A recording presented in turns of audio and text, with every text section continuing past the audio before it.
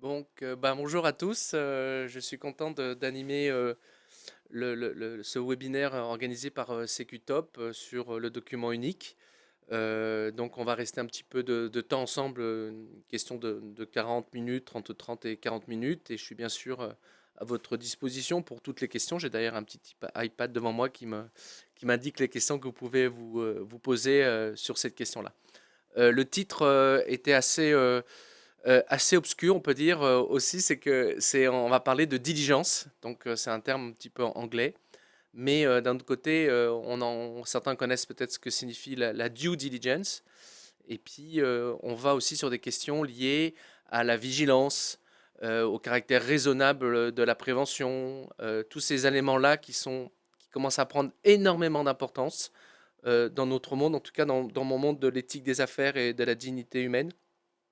Et on voit d'ailleurs, en termes d'actualité sur ces sujets-là, le procès Lafarge la sentence a été rendue hein, sur ce manque de diligence, de vigilance de ce qui pouvait se passer dans un autre pays. On l'a vu aussi dans l'affaire Yves Rocher, aussi sur un autre pays qui peut avoir lieu. Mais tout ça s'est inspiré très fortement par cet aspect du droit, du document unique, de la prévention et d'être attentif à quelque chose. Donc, juste peut-être avant de démarrer, c'est vrai que la DUERP, qui est un terme un peu galvaudé, on d'ailleurs il y a des chiffres qui disent que 47% des entreprises n'en auraient pas. Euh, elle a connu son heure de gloire avec le Covid, et elle ne présente pas forcément un caractère très sexy, notamment dans son titre, mais pourtant elle est tellement importante, elle est tellement la cheville ouvrière de vos stratégies, de vos politiques de santé, sécurité, qu'il faut absolument bien la maîtriser et bien la voir et la désacraliser. Voilà, donc ça me paraît très important. Et c'est pour ça que je dis, et je vais tenter de la rendre un petit peu sexy, j'en sais rien si j'y réussirai, mais c'est pour ça que je parle ça du cœur battant de la sécurité en entreprise pour le faire. Le deuxième point qu'il faut voir, c'est que ce n'est pas une question de droit pur, mais on est vraiment, le droit est au service, c'est un moyen, c'est pas une finalité de l'humain et de la pratique. Les documents uniques qui font 200 pages, bah écoutez, c'est impossible à gérer d'un point de vue humain. Donc il faut être très attentif à ce que ce document unique corresponde à une réalité et ne pas se noyer non plus dans du détail. Et d'ailleurs, le droit, quand il commence lui-même à être dans le détail, ce n'est plus du droit, ça s'appelle de la bureaucratie. Et donc, il faut toujours laisser une marge de manœuvre sur ces aspects-là.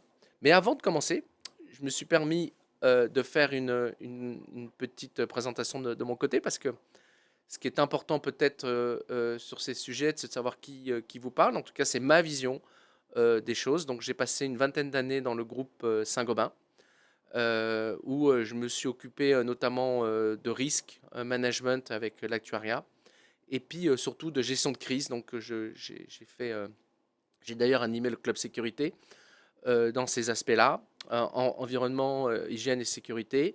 Et donc, j'ai une connaissance terrain de la gestion de crise, comment ça peut se passer.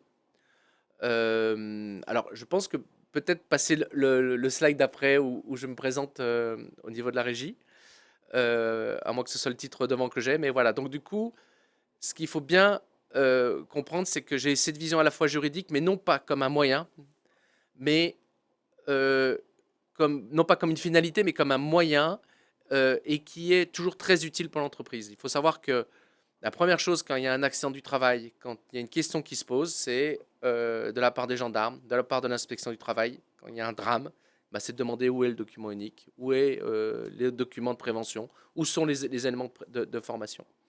Donc ça, c'est des points, pour moi, vraiment, ce cœur battant, il est intéressant et je l'ai vécu un petit peu dans ma pratique professionnelle et dans des situations assez extrêmes. Et c'est très important d'avoir ce document unique là-dessus.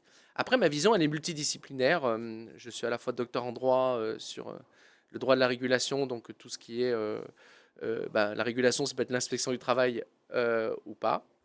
Pardon, c'est la slide d'avant, encore, je n'ai pas fini.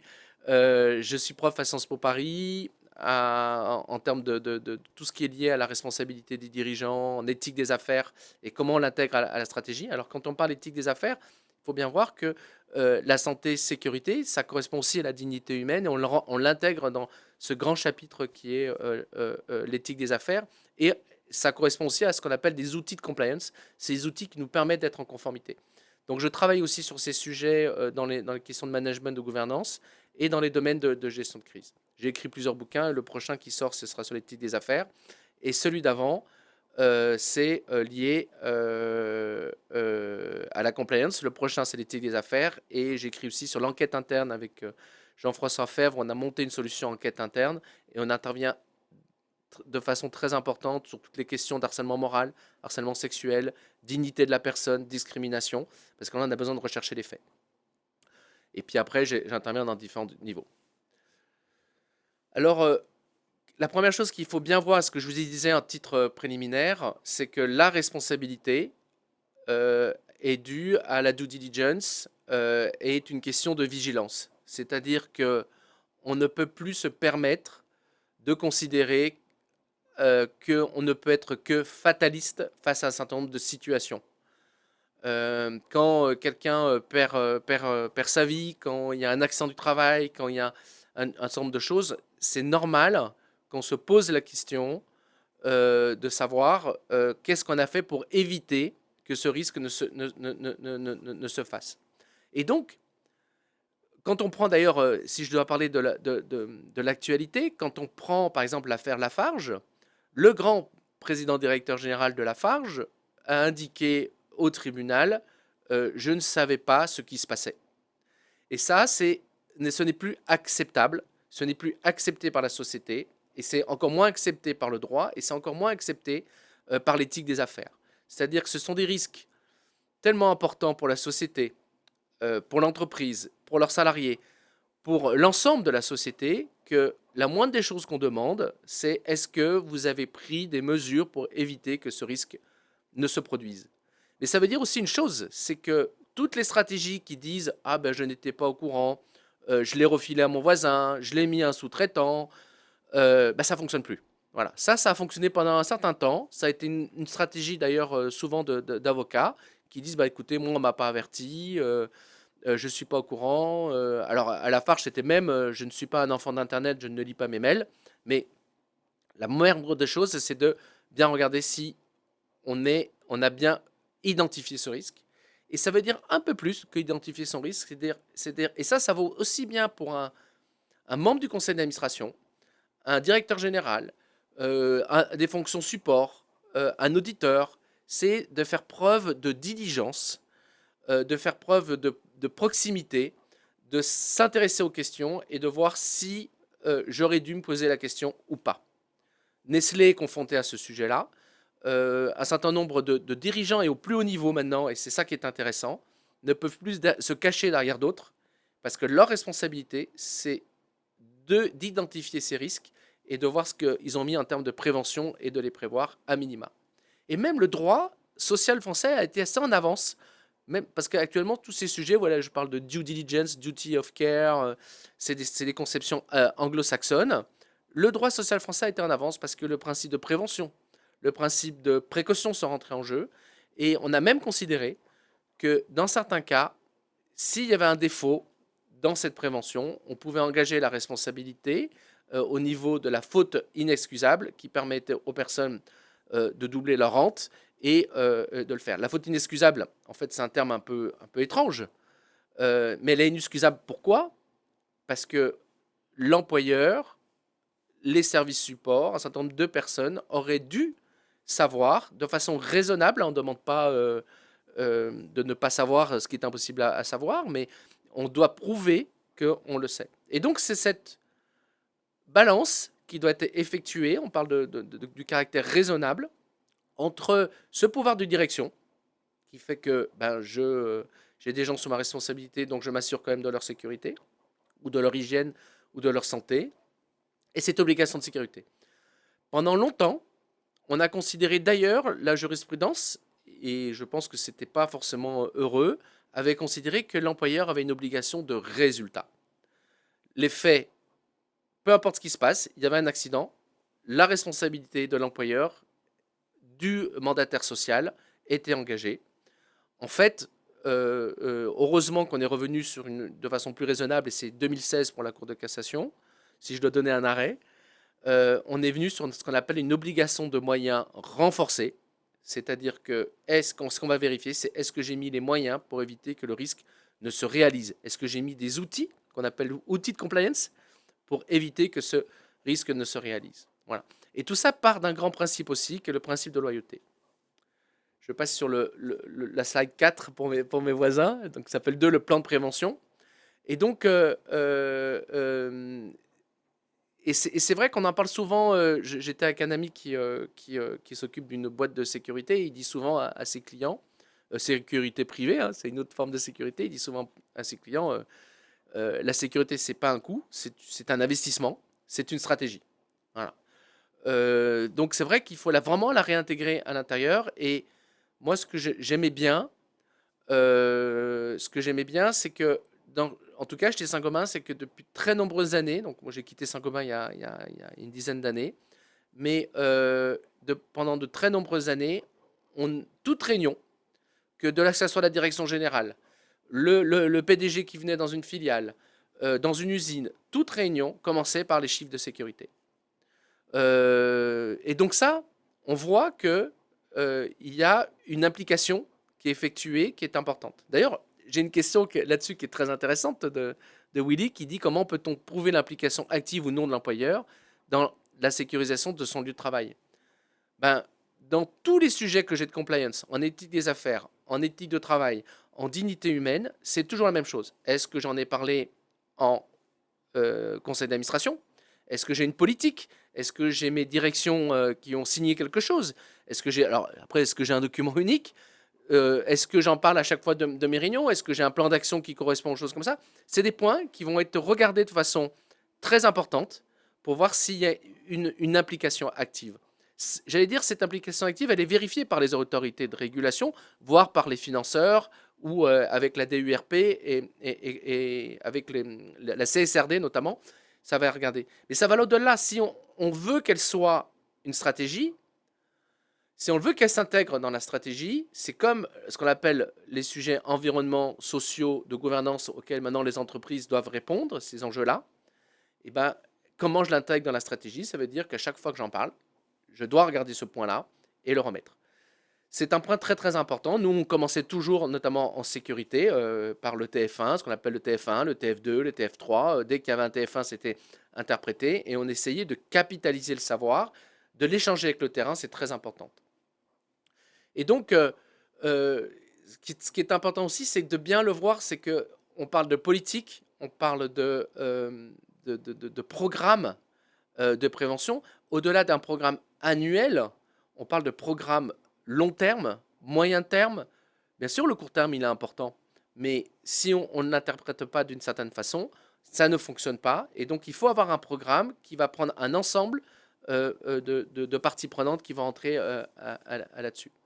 Et donc, toujours pareil, une autre notion où je suis tout le temps confronté à ça, et j'avoue que ça me comment dire, j'allais dire ça me gonfle, c'est que souvent on me dit, mais non, le risque il n'existe pas, il y a de la bureaucratie, ça sert à rien, j'en ai parlé entre deux portes.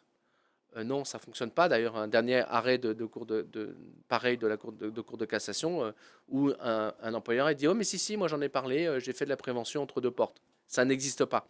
Il faut formaliser les choses, il faut mettre de l'action, il faut mettre des outils qui sont très importants et qui marquent le respect, qui marquent les valeurs de l'entreprise, parce qu'on est sur des sujets typiques où la direction démontre à travers ces documents-là qu'elle respecte les valeurs sur lesquelles elle se bat, elle considère que c'est important. Si je ne fais pas attention à mes salariés, bah, ça ne marche pas. Faire attention, c'est pas dire tiens, je te donne une RTT. Faire attention, c'est d'avoir de façon professionnelle, de mettre en place des outils, un programme de prévention à l'intérieur de ce système. Donc on voit bien qu'il y a, mais ça passe par identifier des risques, et là c'est pareil, il ne faut pas partir dans 200 risques, à une action, et là c'est pas pareil, on ne va pas partir sur 250 actions.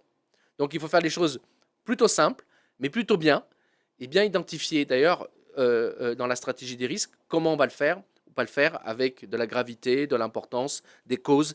Il y a plein de techniques différentes à l'intérieur. Certaines sont favorisées à d'autres. Moi, personnellement, j'aime bien cause et effet. D'autres, et je trouve qu'après, la notion de gravité et de probabilité arrive après. Alors, qu'est-ce qu'un document unique? Alors, le focus environnement, hygiène, sécurité et RPS. Donc, le document unique, c'est une étude d'impact. C'est une cartographie des risques dans lequel on va parler d'environnement, on va parler d'hygiène, on va parler de sécurité. Et c'est vrai que ces sujets-là sont rejoints. Alors, des fois, ils sont un petit peu différents, mais c'est vrai qu'il faut savoir les rejoindre pour pouvoir le faire. La nouveauté, aussi, qui n'est pas inintéressante, c'est les risques psychosociaux. Alors, le risque psychosocial, c'est une question de santé mentale. Et la santé mentale, c'est quelque chose d'important dans l'entreprise. Certes, on pourrait considérer que la santé mentale, elle s'éteint d'un côté, elle est dans l'entreprise, et puis elle en aurait une autre santé mentale dans sa vie privée. Je pense que ça, c'est purement théorique, mais toujours est-il que dans l'entreprise, il faut savoir identifier ces risques psychosociaux et de pouvoir bien les identifier. Et ça, il faut bien voir que, par exemple, conciliation vie privée, vie professionnelle, temps de trajet, il y a un certain nombre de sujets qui sont importants en risque psychosocial, et on a tendance à oublier que ce risque psychosocial s'intègre dans le document unique et que la santé mentale, c'est un point très important dans le document unique. Et donc, s'il vous plaît, faites vos diagnostics de risques psychosociaux de façon à l'intégrer dans votre document unique pour pouvoir le travailler. Et on confond un autre point. Je suis toujours sur le même slide, pardon. C'est le harcèlement. Le harcèlement peut être un risque psychosocial, mais toujours est-il que le harcèlement, c'est une atteinte à la dignité humaine, c'est une atteinte à la considération, à la réputation, à un certain nombre de personnes à d'autres personnes, hein, que ce soit un harcèlement moral, un harcèlement sexuel ou un agissement sexiste. Ce sont des comportements qui sont déplacés à un moment donné et qui ont un impact sur la santé mentale.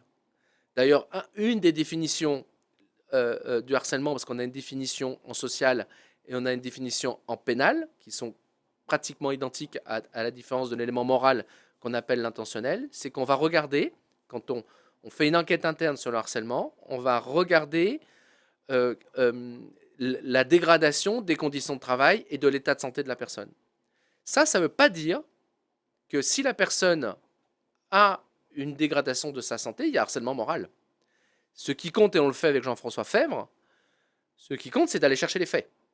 Parce que dans une vision risque psychosocial, toute personne qui a le sentiment qui a une perception d'être harcelée pourrait être considérée comme victime de harcèlement moral. C'est un peu plus complexe que ça, parce que celui qui harcèle peut être celui qui fait le signalement de harcèlement, et donc il faut aller chercher des faits pour pouvoir identifier les choses. Donc c'est deux choses différentes. Il y a le document unique qui arrive, il y a l'enquête interne, il y a l'audit social qui est un autre point, donc il ne faut pas confondre ces sujets-là. Et donc, comme je vous disais, la France avait été, on passe sur le slide d'après, la France avait été très précurseur sur ces notions-là. Et c'est vrai qu'on a tendance à, comment dire, à dire les Américains, surtout dans cette période-là, ils ne sont pas sympas, ils passent un petit peu en force. Et donc, la France a adopté ce qu'on appelle des principes généraux de prévention. Voilà. Et donc, c'est cet esprit-là, c'est intégré dans le code du travail, et de le dire, ben voilà, on a 9 principes généraux de prévention lesquels on va regarder. Et ça, votre document unique, il doit être regardé là-dessus pour le faire. Et donc, il faut être très attentif que ces principes généraux de prévention vous permettent de structurer votre action, vos programmes de prévention et votre document unique.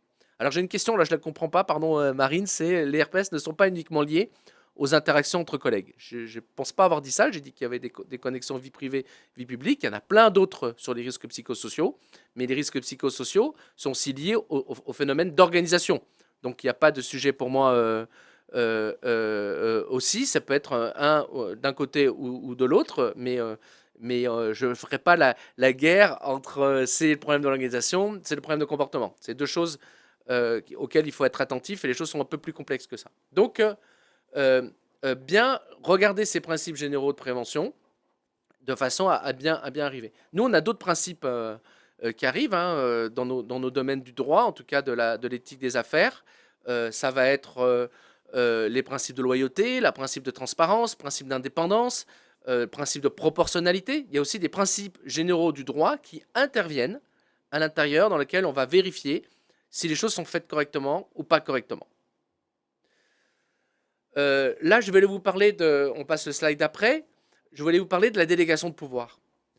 Autre sujet qui est très important en termes de gouvernance, c'est qu'on a tendance, et c'est toujours la règle, dans ce domaine-là, il existe toujours des délégations de pouvoir, c'est-à-dire la direction générale donnant à des personnes sous son autorité le pouvoir d'organiser et de s'assurer que la sécurité est assurée.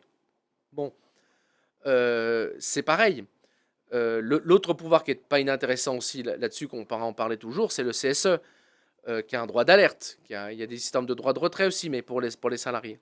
Donc la délégation de pouvoir, elle est souvent comment dire, neutralisée au tribunal, parce que la personne dit ben, moi je ne l'ai pas signé, je n'ai pas eu les ressources pour. Et là, on rentre dans un autre phénomène entre grands groupes, filiales, ou même dans la même filiale, un directeur général qui va donner une délégation de pouvoir à son directeur EHS.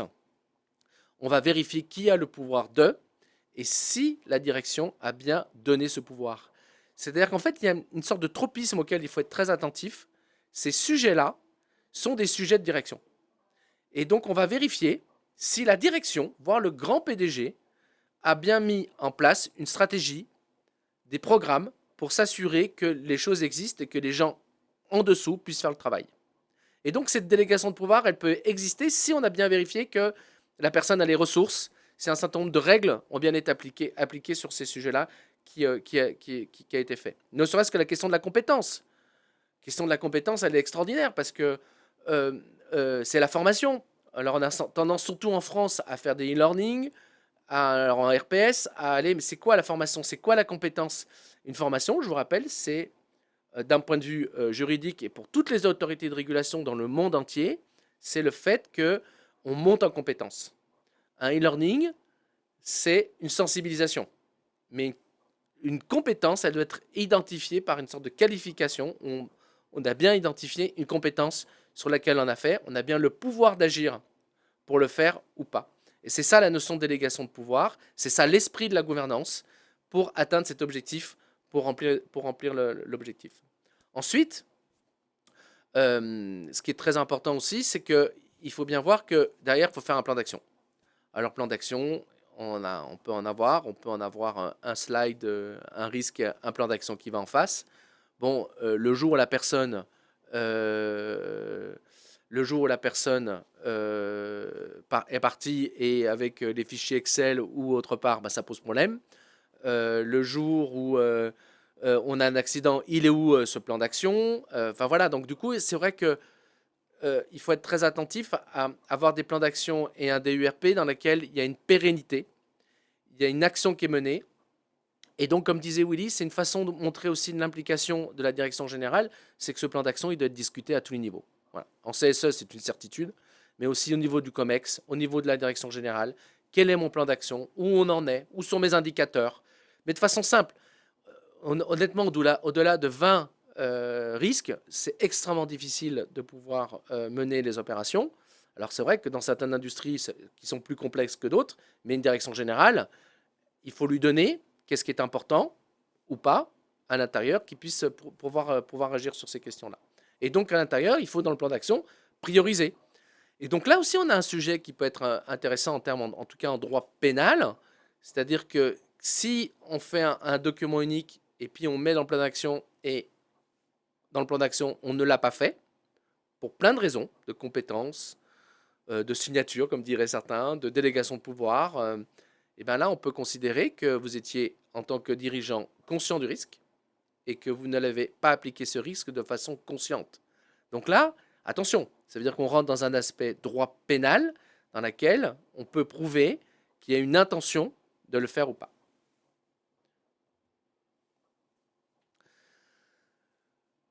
Pour revenir, on aura 9 points, donc je vais pas, c'est déjà 11h59. Tout le sujet du DURP, c'est qu'on fasse ce qu'on appelle les Américains tick on the box, j'ai coché la case et c'est dans le placard. Ça doit être un document interactif, structurant, central à l'intérieur de l'entreprise. Donc ça veut dire qu'il doit être simple, qu'il doit être bien identifié là-dessus. Certains, on peut aussi bien le mettre en digitalisation de façon à garder une pérennité et à bien le regarder à l'intérieur. Et il est un document qui permet d'identifier la culture de la sécurité, parce que la sécurité, c'est une culture.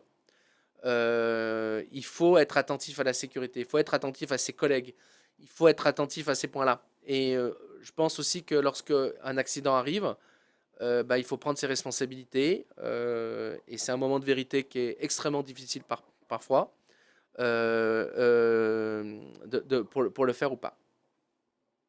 Alors j'ai une question, comment utiliser votre matrice gravité-probabilité, sur quoi se baser pour estimer ce qui sera le plus probable et la fréquence? Alors là, c'est quand on fait une cartographie des risques, mais on peut le faire en corruption, c'est étrange, moi j'ai une compétence en corruption par exemple ou en probité publique, je peux le faire en harcèlement moral, je peux le faire un certain nombre de sujets. D'abord, on sait que d'un point de vue environnement, il y a un certain nombre d'études, on sait que dans certains endroits, on a plus de risques probables ou fréquents. Donc il y a des études qui sont menées, il y a des instances qui sont là, il y a des ingénieurs, la CARSAT y participe, il y a un certain nombre d'instances qui donnent de l'information en disant attention, ces sujets-là sont davantage probables, sont davantage fréquents dans votre société. Ensuite, c'est tout l'art d'aller interroger les gens sur le terrain et de dire voilà combien de fois c'est arrivé. Donc vous ne pouvez pas le faire si vous n'avez pas de probabilité. Vous ne pouvez pas le faire si vous n'avez pas ce genre de sujet, d'indicateur qui vous traite de la probabilité ou de la fréquence. Chez Saint-Gobain, on avait ce qu'on appelait, il y avait un taux de fréquence et il y avait un taux de gravité sur chacun des accidents. Donc on mesurait. Et ce taux de fréquence, on le mesurait jusqu'à 5 niveaux. Alors je ne me rappelle même plus du 5, mais moi je me souviens des 1, 2, 3. 1, c'était avec accident, 2, c'était sans accident, puis après on arrivait au presque accident. Et c'est toujours intéressant de voir, en termes de risque, ce presque accident. Il y a un exemple très intéressant qui est l'exemple d'une usine nucléaire au Japon qui était tellement fort en termes d'accident et qui avait une culture du silence qu'il n'avait jamais de presque accident. Et ça a amené une chose, c'est le défaut de ne pas voir le pré-accident, ça a amené le fait qu'ils n'ont pas vu le gros accident. Le presque accident, il vous permet d'identifier quelque chose. Parce qu'un risque, on le voit en communication, on le voit dans tous les sujets, c'est d'abord une exposition au risque. Est-ce que je suis exposé à ce risque ou pas? Donc à partir du moment où j'ai un presque accident, c'est que j'ai été exposé à ce risque. Donc le fait de l'enlever me permet de le voir. Mais après, vous avez des systèmes d'arbre des causes. Moi, j'aime bien la notion de cause-effet pour le faire. Donc c'est la première chose pour bien répondre à votre question, c'est ces indicateurs. Et puis il faut voir aussi que faut aller voir ce que fait la concurrence. C'est-à-dire, quand je dis la concurrence, c'est pas forcément le bon terme. L'autre industriel, quand tu as un accident qui arrive chez un voisin dans le même domaine, eh ben, on doit se poser les questions. Voilà. Moi, je serais avocat en défense, je dirais, regardez, cet accident est arrivé, il a fait l'objet d'un article de presse par ailleurs. Ils n'ont pas regardé ce qui était évident dans la diligence. Donc, il y a un certain nombre d'éléments qui vous permettent de bien identifier ces choses-là. Et après, c'est un métier. D'aller interroger les gens. Alors, est-ce que probable, fréquence? Il faut aller sur le terrain. Et moi, je trouve aussi un truc très intéressant, c'est ce qu'on était le lean manufacturing, qui remettait aussi sur un autre sujet qui était la performance, mais qui vous donnait aussi des indicateurs pour le faire ou pas. Et puis, vous avez d'autres sujets de plan d'action en tout cas, j'appréciais beaucoup.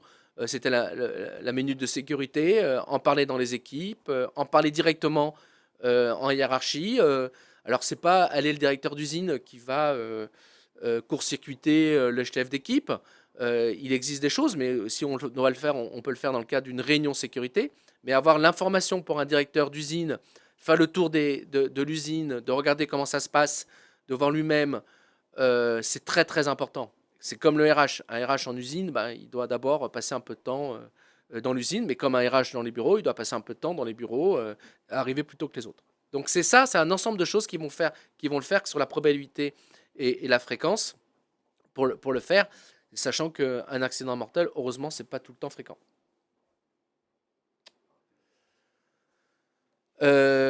Donc le prochain sur le 8, et pour bien avoir la big picture, la grande image du truc, c'est très important pour vous et de le voir dans le cadre du document unique. C'est ce qu'on appelle l'étude d'impact, c'est le document unique. C'est j'évalue mon risque, je regarde cette étude d'impact, mais on le voit, mais dans un certain nombre de sujets très très importants, même dans la RGPD, on parle d'étude d'impact. Dans l'intelligence artificielle actuellement, avant de mettre en place des outils dans une entreprise, on va parler d'études d'impact. En quoi l'intelligence artificielle peut être néfaste à la santé, à la vie privée, à un certain nombre de choses qui vont le faire. Là, sauf qu'on parle c'est le slide de 8. Là, sauf qu'on parle d'études d'impact et de cartographie des risques. Ensuite, il y a un autre sujet qui est très important, c'est le sujet du code de conduite. C'est-à-dire à partir du moment où on a mis le document unique, on a été diligent.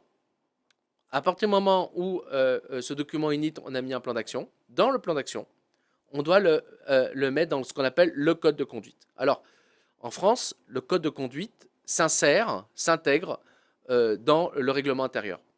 Donc, ça veut dire qu'est-ce qui est en termes disciplinaires, en termes comme ça, ce qu'on attend d'une entreprise ou pas, ce qu'une entreprise attend de ses salariés ou pas à l'intérieur. Un code de conduite, il n'a pas besoin d'être d'une précision incroyable. Un code de conduite, c'est des grands principes dans lesquels on va affirmer un certain nombre de choses et on va mettre aussi ce qu'on appelle les systèmes d'alerte. Ensuite, il y a tout ce qui est les sujets de compétences et de sensibilisation, on l'a vu. Maintenant, il existe des outils pour vérifier ces formations, si elles sont effectives, pas effectives, si elles ont été sensibilisées ou pas. Les mécanismes d'alerte, c'est très important. Alors, on en a vu quelques-uns ensemble. Ben, il y a l'alerte, ce qu'on appelle l'alerte CSE, qui existe sur les libertés aussi fondamentales ou sur les questions EHS. Il y a le droit de retrait quand c'est urgent et important. Il y a ce qu'on appelle le lanceur d'alerte aussi qui peut être important. Et donc, un alerte, c'est aussi un signalement. Et donc, quand un directeur reçoit un signalement sur un mail, ça s'appelle un signalement et il doit être attentif et mener un certain nombre de choses ou pas. Et après, il va décider s'il fait une enquête interne, un audit social, un plan d'action, s'il doit revoir son document unique ou pas. Ce qui arrive aussi maintenant, ce qu'on voit de plus en plus, c'est que quand on est dans un grand groupe où on est justement en dessous, on est fournisseur, les grands groupes mettent en place ce qu'on appelle l'évaluation des tiers. Et il va vous demander un certain nombre de documents dans lesquels ils veulent s'assurer que ces risques-là sont bien sous contrôle, parce qu'ils doivent répondre à la CSRD, ils doivent répondre aux devoirs de vigilance en France et à l'étranger, et donc ils doivent s'assurer que leurs sous-traitants, leurs fournisseurs aussi remplissent bien ces objectifs de sécurité. Donc, et le problème pour vous là-dessus, c'est que souvent les gens, quand on voit 47%, plus ça va, c'est de façon un petit peu brutale, et vous pouvez être exclu d'un marché parce qu'il vous manque le document ou il n'a pas été fait et les choses comme ça. Ensuite, et on le voit pour le DURP, c'est que tout système qui fonctionne doit respecter une sorte de dialectique serait, allons, il y a toujours des gens qui peuvent vérifier si cet outil fonctionne. Il y a du contrôle interne, il y a de l'audit interne, il y a de la norme qui pourrait être très intéressante pour vous pour pouvoir vérifier ça. Et après, tous les axes de remédiation. On voit bien que quand je mets ce slide 8 sur des outils à mettre en place, c'est que dans ce système, il y a une vraie stratégie. On va vérifier chacun des moyens pour atteindre ces objectifs et puis qu'on puisse atteindre l'objectif qu'on souhaite. Et ben voilà, j'ai fini.